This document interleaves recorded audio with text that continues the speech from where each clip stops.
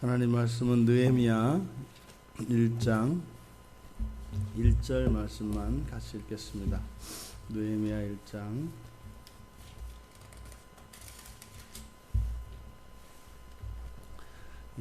같이 읽겠습니다. 하가랴의 아들 느헤미야의 말이라. 아닥사스다 왕 제20년 기슬루 월에 내가 수산궁에 있는데. 아멘. 에스겔에 이어서 에스라에 이어서 느헤미야에 이어지는 이 두 서책은 한 두루마기 안에 하나로 있었습니다. 그리고 이것은 1차 수르바벨과 예수아에 의해서 인도되었던 1차 포로 귀환에서 이제 느헤미야에 이르는 3차 귀환에 이르기까지 성전이 완성되어지는 모든 전체 포로기에서의 모든 포로기환에 포로기환이 마치는 전 과정을 다루고 있습니다. 그래서 이 느헤미야는 시작에 1인칭 주어로 시작을 하기 때문에 하가랴의 느헤미야의 말이라 이렇게 하고 나서 내가 수산궁에 있었는데, 그래서 이 느헤미야의 기록이 느헤미야 자신에 의해서 이루어진 것이다 라는 근거가 바로 1인칭 화법 때문에 그렇습니다. 그런데 이제 뒤에 가보면 3인칭 화법으로도 또한 동시에 사용되어지기 때문에 느헤미야의 저작에 대해서는 크게 두 가지 설이 있습니다. 그래서 느헤미야 자신이 직접 430년경, 주전 430년경에 이 느헤미야가 쓰여졌을 것이다 라고 추정을 하는데, 느헤미야 본인이 직접 작성했을 가능성과 우리가 앞에서 에스라를 설교할 때 말씀드렸던 것처럼 에스라가 이것을 한꺼번에 같이 기록한 것이다 라고 하는 두 가지 설이 있습니다. 어찌하였든 누가 기록했든지 간에 이것은 하나님께서 에스라 또는 느헤미야를 통하여 감동시켜서 기록한 것이기 때문에 누가 썼느냐에 따라서 이것이 하나님의 말씀이냐 아니냐라고 정하는 것은 아니기 때문에 우리는 어찌하였든 이렇게 두 가지 설이 있다, 그렇게만 알고 계시면 될 것 같습니다. 그런데 이 본문의 배경이 되는 때는 아닥사스다 왕 제20년 이렇게 되어 있습니다.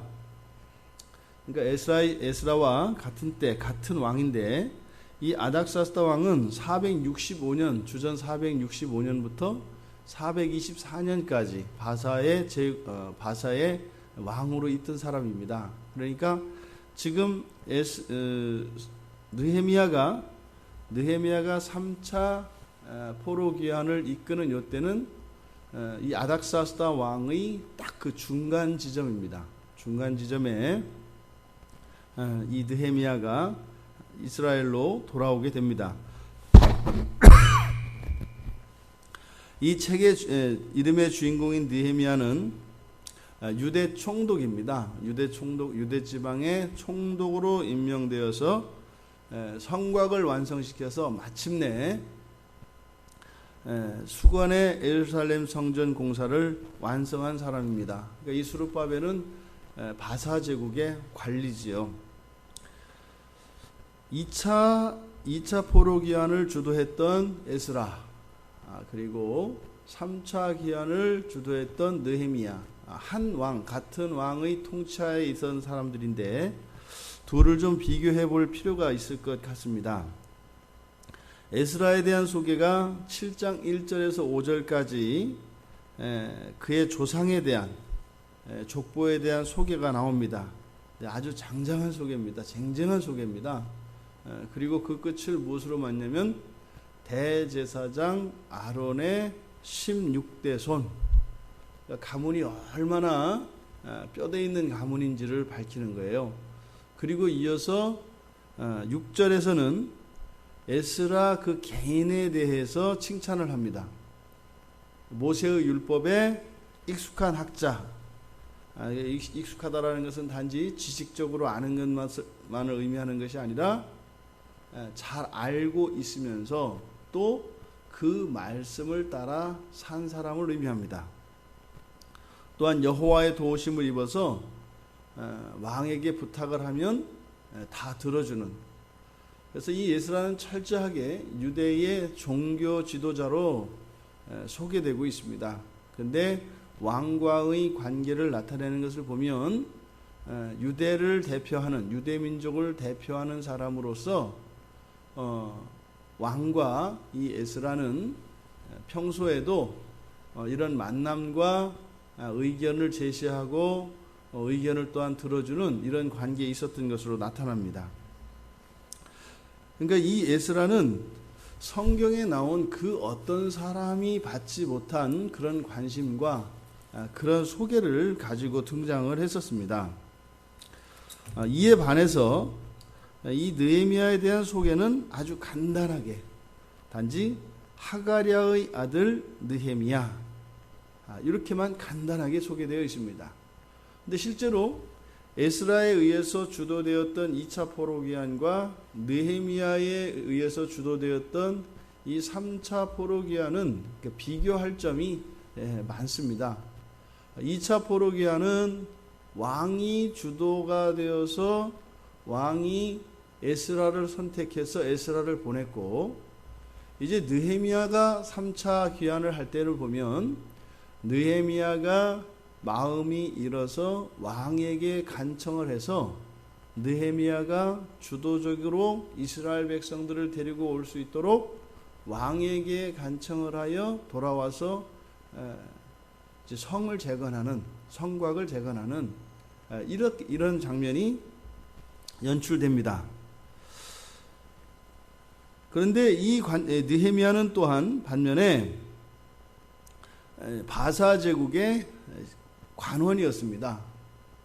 그리고 아주 왕의 측근으로서 술관원, 그러니까 술 맡은 자, 이것은 요셉이 감옥에 있을 때 함께 있었던 그 애굽의 술 맡은 관원의 똑같은 그런 직업입니다. 그러니까 이것은 지금으로 말하면 비서실에 근무하는 그런 사람인 거죠. 그러니까 아닥사스다 왕의 최측근으로서 바사 제국에 고용되어진 공무원 신분의 사람입니다. 이렇게 두 지도자를 비교해 보면 에스라는 성직자였고 학자였고 아주 철저한 경건한 종교인으로 소개되어지고 있고, 느헤미야는 정치인이었고 또 우리가 생각할 수 있는 일반 생활인이었습니다. 또 출신 성분에 있어서는 또 어마어마한 차이가 났었죠.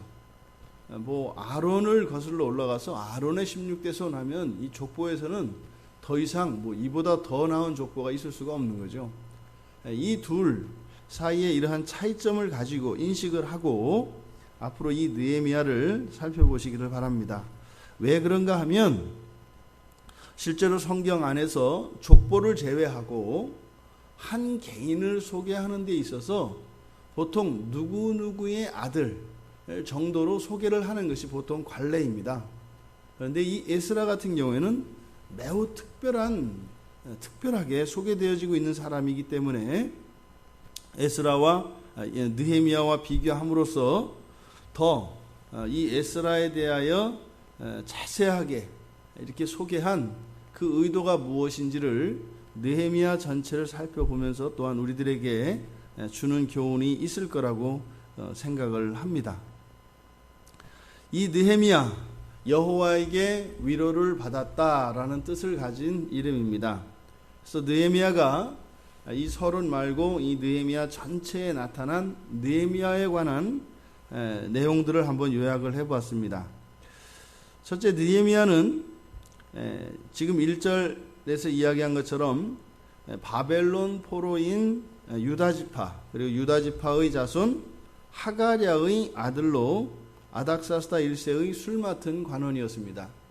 그러니까 에스라가 지금 예루살렘으로 돌아가서 이런 신앙개혁, 종교개혁에 준하는 그런 일을 하고 있을 때 이 느헤미야는 바사에 머물러 있었습니다.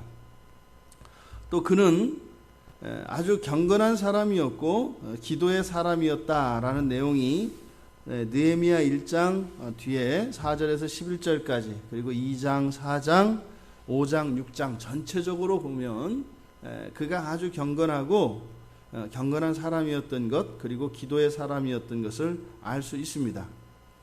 그리고 이제 느헤미야 5장에 가보면 유다의 총독으로 이제 예루살렘에 가게 되는데 그는 유다 공동체 다시 말해서 자신의 민족의 이익을 위하여 애썼던 사람입니다. 그리고 3차 귀환하여서 이제 445년 주전 445년에 예루살렘으로 귀환하여서 예루살렘 성전은 이 성곽을 재건하는 일에 지도자의 책임을 다하여서 52일 만에 공사를 마칩니다. 대단한 수완이 있었던 사람입니다. 그러니까 52일 만에 더군다나 뒤에 보면 주변에 있는 사람들이 이 적들이 이 공사를 방해하기 위해서 여러 가지 음모를 가지고 여러 번 공격을 시도하였지만 그 모든 음모와 공격을 다 막아내고 한 손에 창을 들고 다른 한 손으로 공사를 하면서도 52일 만에 이 공사를 완수합니다.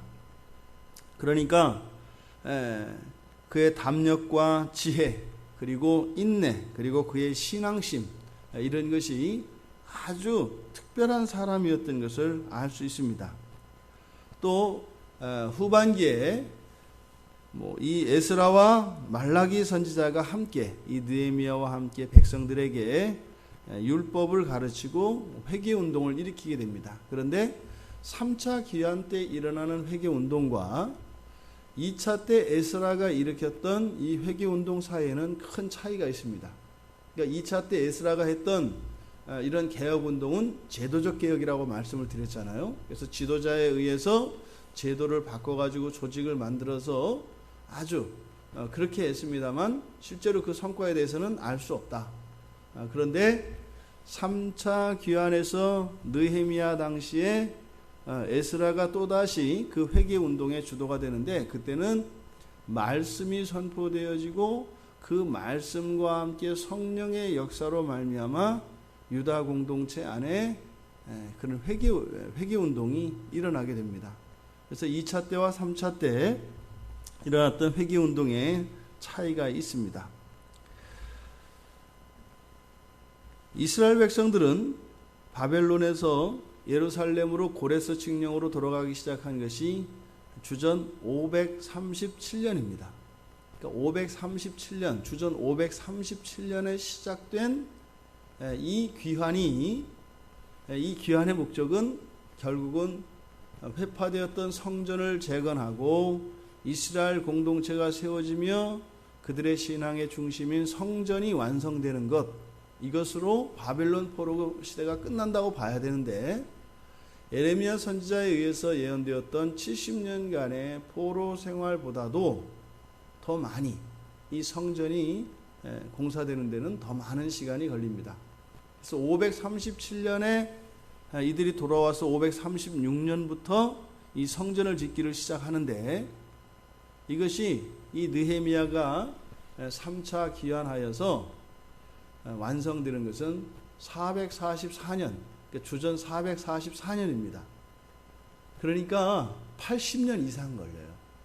그러니까 포로로 살았던 것은 70년 기간이고 70년이 조금 안 되거든요. 근데 이 성전이 마침내 완성되는 것은 80년이 넘습니다.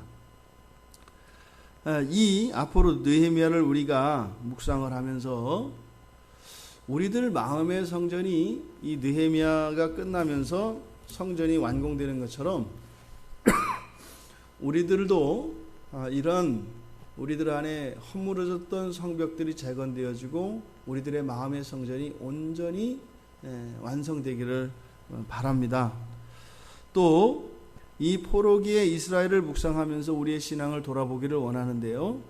바로 70년의 포로기만큼이나 성전을 세우기까지 더 많은 시간이 소요된다는 것, 누누이 말씀을 드립니다만 우리들이 작은 죄 하나라도 용납하지 말아야 될 것은 그 죄로 인한 심판에 대한 두려움이 아니라 예수 그리스도 안에 있는 사람들에게는 우리가 어차피 죄는 벗어야 하는 것이고 하나님 앞에서 부끄러운 것이기 때문에 우리를 구원하여 주신 그 하나님의 은혜를 받은 자로서는 그런 부끄러움과 하나님의 은혜에 반하는 것이기 때문에 우리는 죄를 미워하는 것입니다.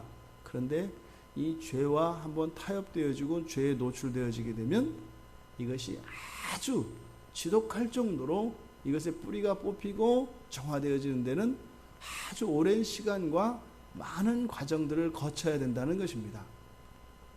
그러니까 그냥 한번 죄를 지으면 그것으로 끝날 것 같지만 그것이 우리의 마음속에서 완전히 뿌리 뽑혀지기까지는 참으로 많은 시간이 걸린다는 것. 그것은 한 개인뿐만 아니라 교회 공동체 또한 마찬가지입니다. 그래서 우리가 이 세상을 살아가며 온전한 신앙을 가지고 이 온전한 신앙을 지킨다는 것이 얼마나 어려운 것이고 정말 우리가 하나님의 은혜가 아니고서는 이것을 지킬 수 없다는 것을 인식을 하면서 이 느헤미야에 의해서 예루살렘 성전이 이제 성곽에 이르기까지 완성되어지는 이 과정을 따라가며 우리들의 신앙에 허물어진 곳 그리고 불타 없어졌던 곳 이런 것들이 다시 세워질 수 있는 그런 은혜가 임하기를 주님의 이름으로 축원드립니다. 잠시 기도하겠습니다. 하나님, 이제 느헤미야서를 살펴보면서 이스라엘 백성들의 그 마지막 포로 기한과 예루살렘의 하나님의 성전이 온전히 세워지는 과정에 이르기까지 지난날 있었던 일들을 우리가 신앙 안에서 돌아보기를 원합니다. 단지 우리의 머릿속에 지식으로서만 채워지는 것이 아니라 느헤미야서를 우리가 함께 아침마다 이렇게 묵상을 하며 나아갈 때 우리의 신앙이 또한 온전히 세워질 수 있도록 도와주셔서 이 책을 마쳤을 때는 정말 포로기를 마치고 거룩한 백성으로의 회복되어졌어야 할 이스라엘, 그것이 그들에게는 실패했을지라도 저희들에게는 온전히 세워질 수 있는 은혜가 임하기를 주님의 이름으로 간절히 기도하옵나이다. 아멘.